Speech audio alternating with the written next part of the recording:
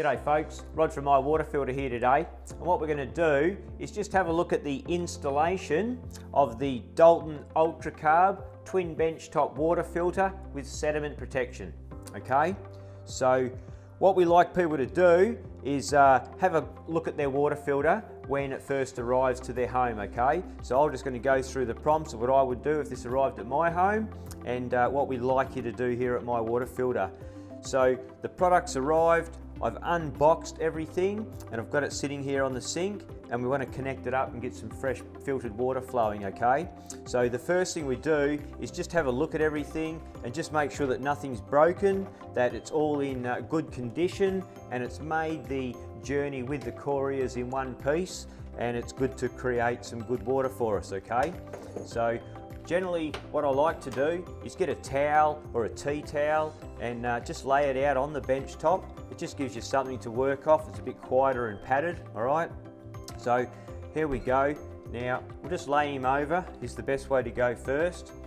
Inside the tool here, it does have an open and close, but you do have to be aware of which way you put the tool over the top of the housing. Okay, so it's a typical Australian thread, so it's a right-handed thread. Turn to the right to make it go tight, and in this case we're going to loosen it so it'll be anti-clockwise looking down from the top. Okay, so we get our tool with the open and close. Those open and close, that's going to go down. All right, so it'll go down, and then if we follow the arrow, we'll be pulling that housing towards us just to loosen it.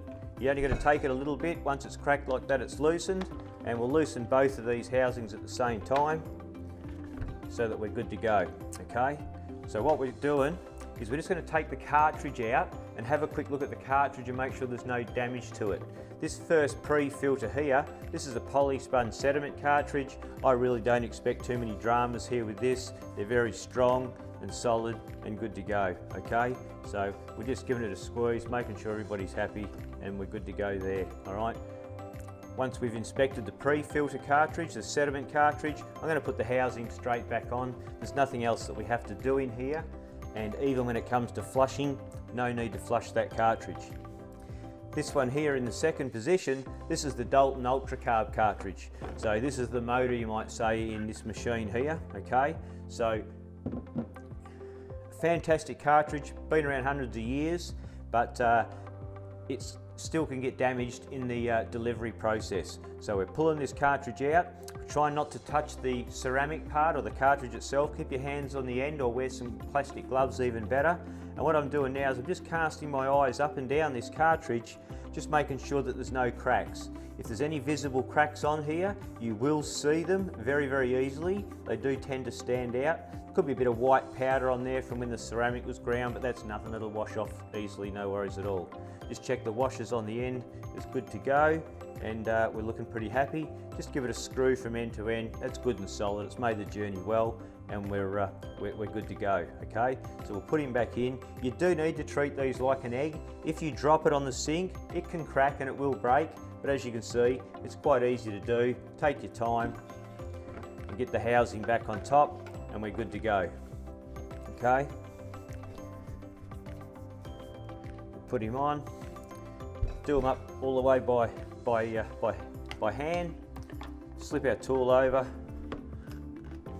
and just give him a little nip up just to tighten him up. Nothing too tight, just nip him up tight and we're good to go.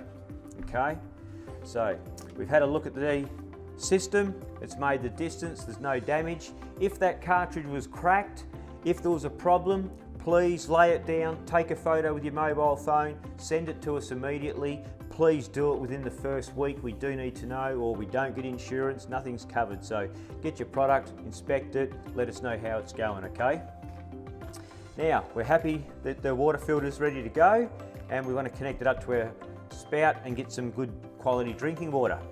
So on the end of the kitchen tap spout, there's an aerator. Now this aerator will quickly and easily screw off. This one's pretty loose. Sometimes you can see that there is two edges on it, and you can put a tool or a spanner or a crescent or something on there if you need to loosen it, to loosen that aerator. Once the aerator comes off, it's left us with a female thread, and here's our diverter to attach. And because we've got 2 female threads on this one, we can't connect 2 female threads together, obviously. So what we need is we need to use the double male adapter, okay? So we just get the little double male adapter out of the packet. You'll find it's got a couple of rubber washers, and you're generally only going to need the small one in the inside, but it does depend on what sort of faucet you've got. So there's a spare rubber washer there if you need it, and keep in mind that you need to have a rubber washer in the top of the diverter to seal as well, okay? They're a bit funny, these adapters nowadays. They've got a funny crisscross pattern on them, but just take your time, and they do screw up into the head here okay. If you do have any leaking, we don't want air to leak in here, we don't want water leaking out here, so you can just wrap a little bit of thread tape around this diverter, this adapter, and then when you screw that adapter up into the thread of the spout here, that should seal up in there nicely, and that thread tape will help to stop any leaks or stop any air escaping when you turn your water filter off, okay?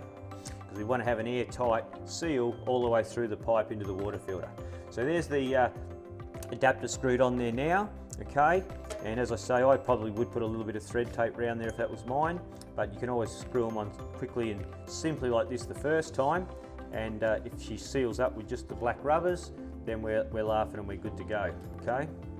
So we'll sit him on there. Now I'm just going to screw the adapter here onto the diverter. As you can see, it's screwing up quite simply.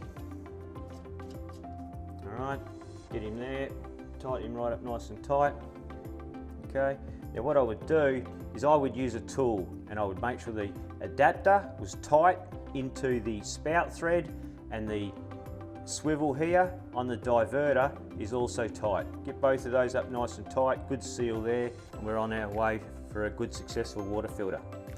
That's as simple as it is. Once it's connected like that, we're basically going to turn on the water will flow into the sink like it always does. We'll get our diverter, lever, lift it up. Now the water's going to flow through the white hose to the filter.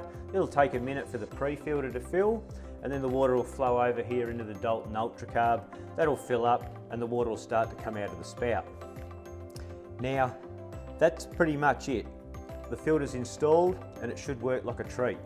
What we want to do now though, before we drink any, is give it a quick flush, okay?